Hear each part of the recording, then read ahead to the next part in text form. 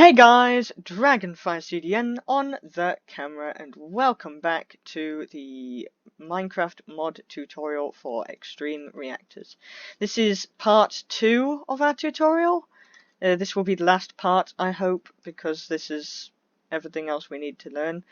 This is how to make the turbine, which produces, I think, more power than the reactor. I don't actually know, but it's definitely a better way of producing power. It's definitely more efficient. So, let's get straight into it.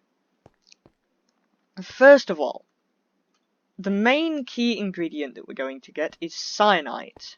Now, this is the reactor output, which gives you cyanite for every ingot of uranium used up. We're going to need a lot of cyanite, so this is more N tier of the reactors after you've had one running for quite some time. And essentially, when you have enough cyanite, you can begin the crafting. So, firstly, in order to build our turbine, we need the turbine housing cores. Much like the reactors, we need the turbine cores. So this is made with 4 iron ingots, 2 gold ingots, 2 graphite bars, and a redstone comparator. It gives you 1 of the turbine housing cores. Then we need the turbine housing. Like the reactor housing, it gives you 4. Same recipe, except the turbine housing core instead of the reactor housing core. So 4 iron, 4 graphite, a housing core. Now, over here is where our cyanite comes in. The turbine rotor shaft, as you can see, 4 iron and the cyanite in the middle will give us 1 rotor shaft. We're going to need a few of those. Our next one, the turbine rotor bearing.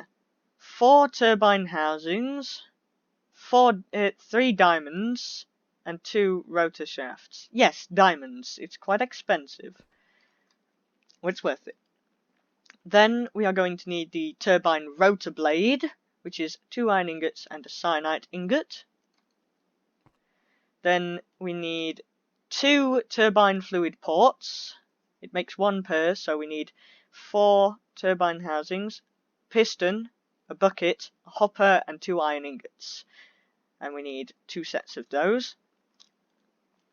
Now, quick recipe: plutonium ingot, 8 cyanite ingots in the shape of a furnace, gives you 1 plutonium ingot. This can also be used as an alternate form of fuel for the normal reactors, but this is also used as a crafting ingredient. You're going to need 2 plutonium ingots in total to make this reactor. But as I say, you can recycle the cyanite into plutonium, and you get essentially better fuel that works the same way. There used to be a way, the cyanite reprocessor. Unfortunately, that has been removed. So, yeah, don't go searching out for it, because the cyanite reprocessor no longer exists. So you have to use it doing this crafting recipe. Over here, where we use our plutonium, 2 plutonium ingots, a diamond in the center, 4 turbine housings, a redstone, and a redstone comparator gives us the turbine controller. As with the reactor, you need one of these to make it function, otherwise you can't access the terminal and nothing works. Over here, we need the redstone flux power tap.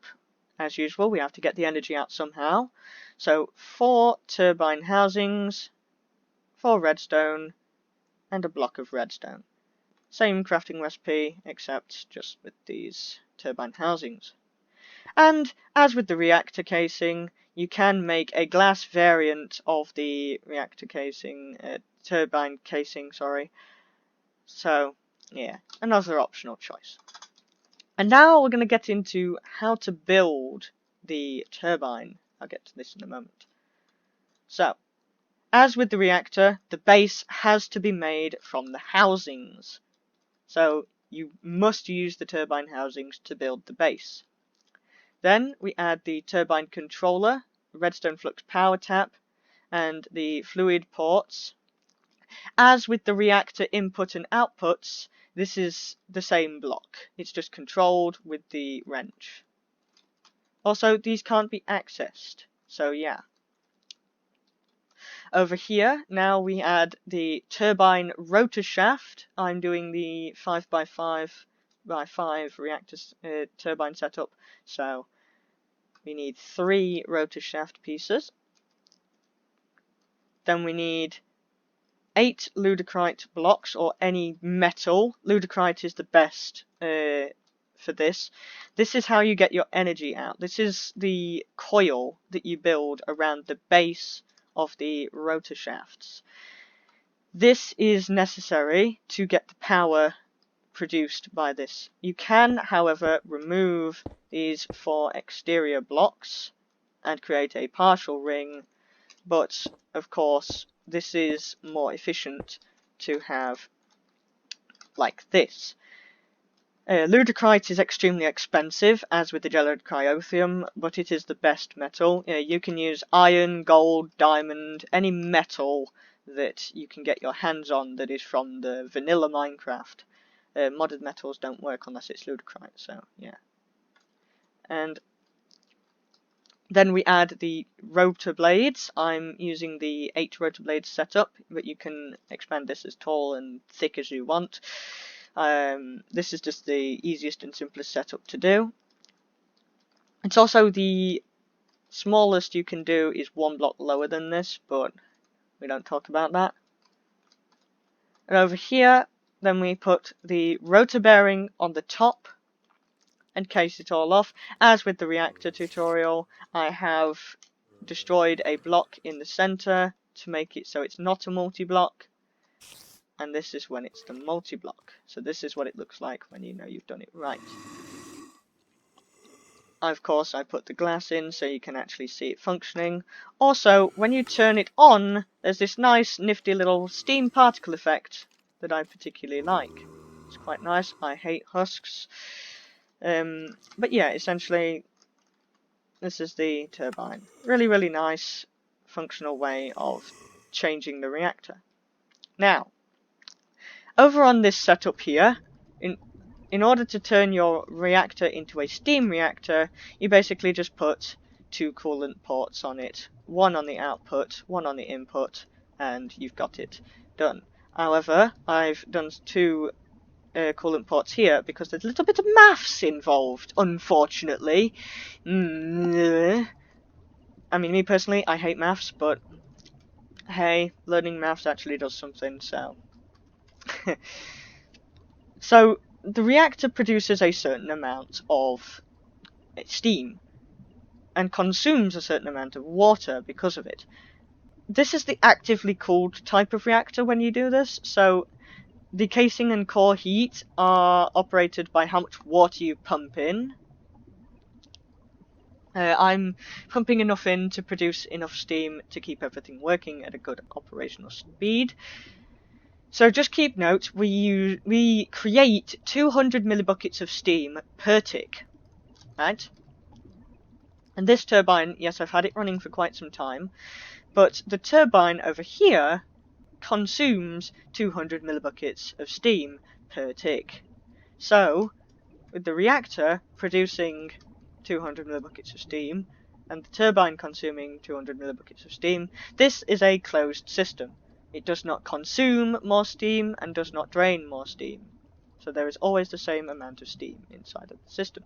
Although the reactor does produce, if I turn it off, no, because that'll take forever, but the reactor produced 240 millibuckets. Per reactor coolant port, with water being imported, it produces 120 millibuckets of steam per tick. So I've done 2, so it produces 240 per tick, because this the turbine consumes 200. There's another thing as well, rotor efficiency, energy output, and rotor speed. So, let's get explaining. Rotor speed is the control sort of thing, so you have to control this as much as you can. Speed of the rotor in revolutions per minute. Rotors perform best at 900 or 1800 RPM. Speeds over 2000 RPM, it should say, are overspeed and may cause a turbine to fail catastrophically. Unfortunately, I've not seen anything happen in survival or creative, so, I mean, I don't think they've actually implemented that. They might have in a later version, so don't go telling me that I got it wrong, you know, but this is... it's never gonna explode. I did have a setup at some point, but I destroyed it because I didn't want it there anymore, and it's just like, it was like 3 million RPM because I just left it running with a creative coolant port, and it was a yee, and it just did not do anything other than spin really fast and make the game.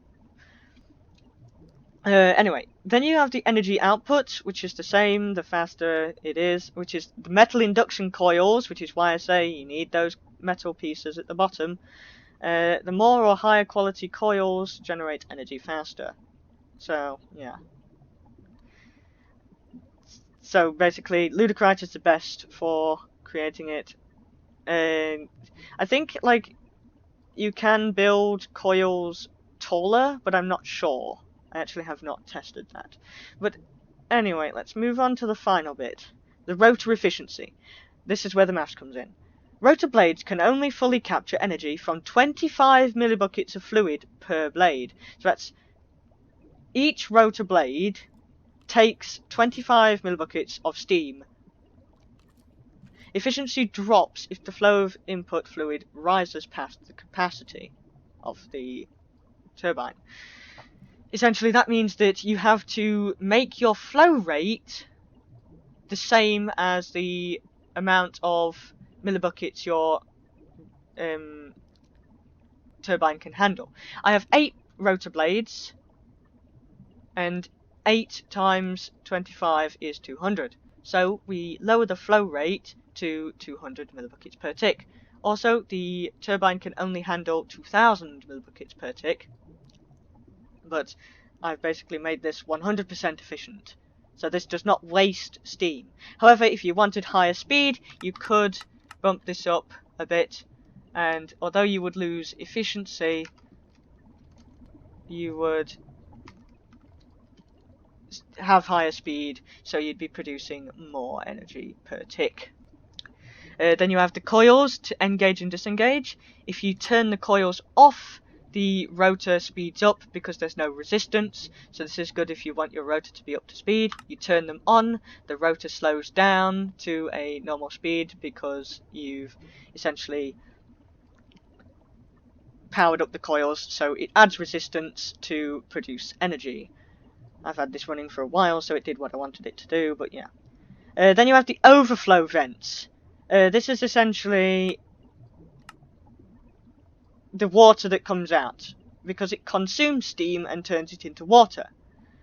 If you turn the vent to closed, the turbine will stop completely if its water tank is full. If you set it to overflow only, its water tank will fill up, and then it will void any excess.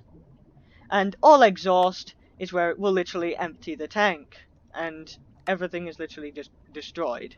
So it voids all of the water fluids. And then of course you have your active and deactive. Of course, turning it off immediately stops it, and turning it back on brings it back up. Of course, that's just the animation. The speed slowly goes down like the reactor, and when you turn it back on, it spins back up to its full RPM.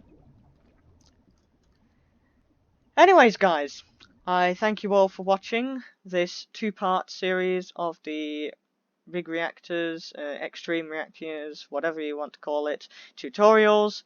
I hope you enjoyed it all. This is the last one. Everything I need to explain has been explained, and I suppose that this is it. The end of this tutorial, so now I can get to work on the applied energistics tutorial that I've been wanting to do for so long now. So, yeah, be prepared for that. Anyways, guys, I thank you all for watching, and I'll see you all in the next one. Bye-bye!